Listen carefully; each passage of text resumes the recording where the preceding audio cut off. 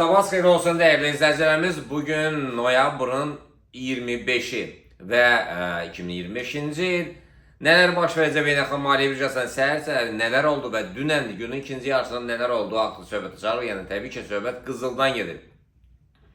Qızıl ne çok ne az dünəndən bugün səhərə qədər 115 dollarlı bir yüksəlişlə nəticələndi və dünən biz canlı yayımda bizim tələbələrimizlə bu haqda söhbət etdi və qısa zaman ərzində hansı nöqtələrə qədər qalxacağı haqqında məlumat verdi və yerli saatla saat 9'dan ondan sonra sürətlə yuxarı doğru istiqamətdən aldı. Səhər-səhərdə yeni bir maksimuma imza attı.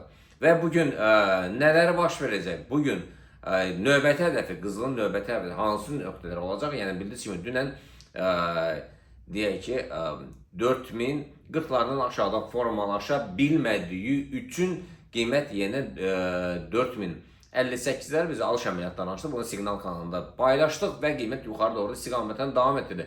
Akşam saatlarında da yəni tələbələr burada olduğu halda biz canlı olarak yəni əməliyyatları icra edirdik.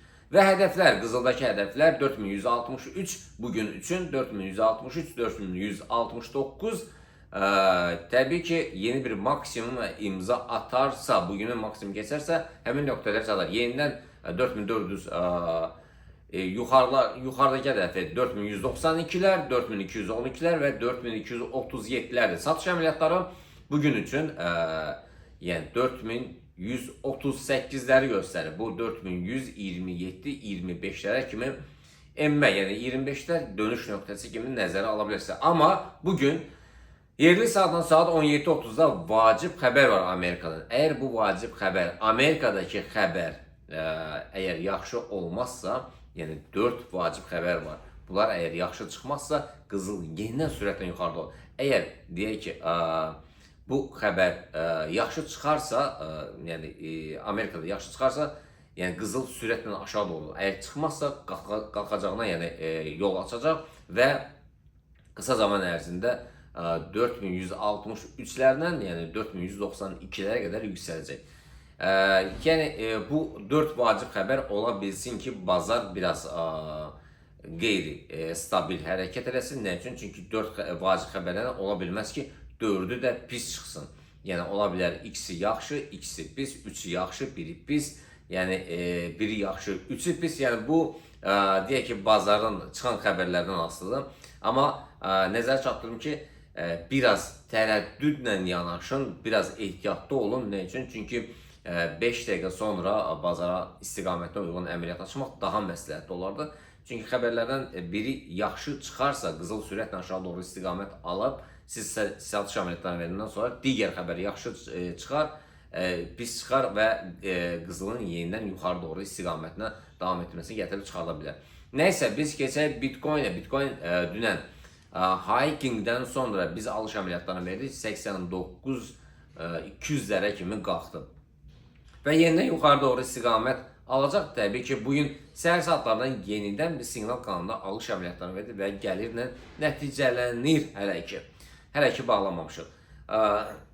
Səhər saatlarında biz bunu paylaşdıq. Yəni yenidən bugün hədəf olaraq 89-200'lərdir. Bundan yuxarı formalsa yenidən yuxarı doğru istiqamətlə davam edəcək. Amma satış əməliyyatları təbii ki, korreksiyalarla müşahidə oluna bilər.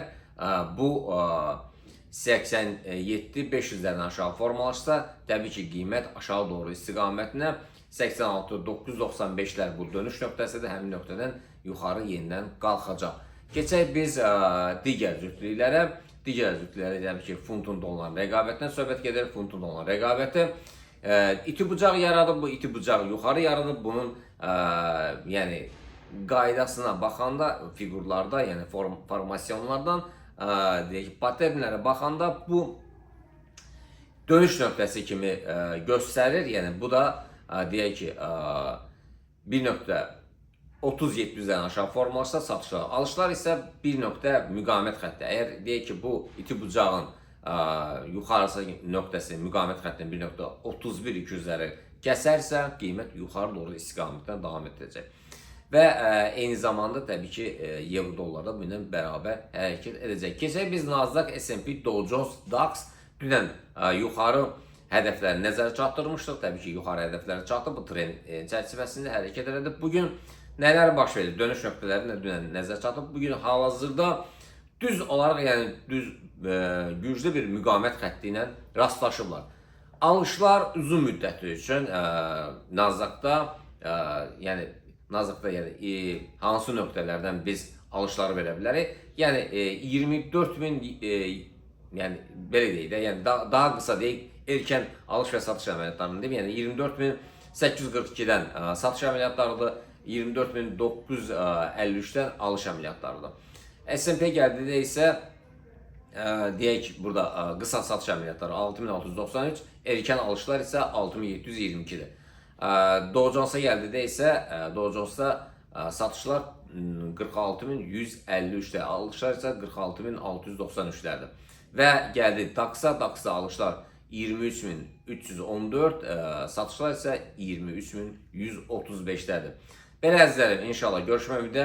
Akşam saatlarında 17:30'da ehtiyatlı olun, sağ olun, görüşmək ümidi ilə.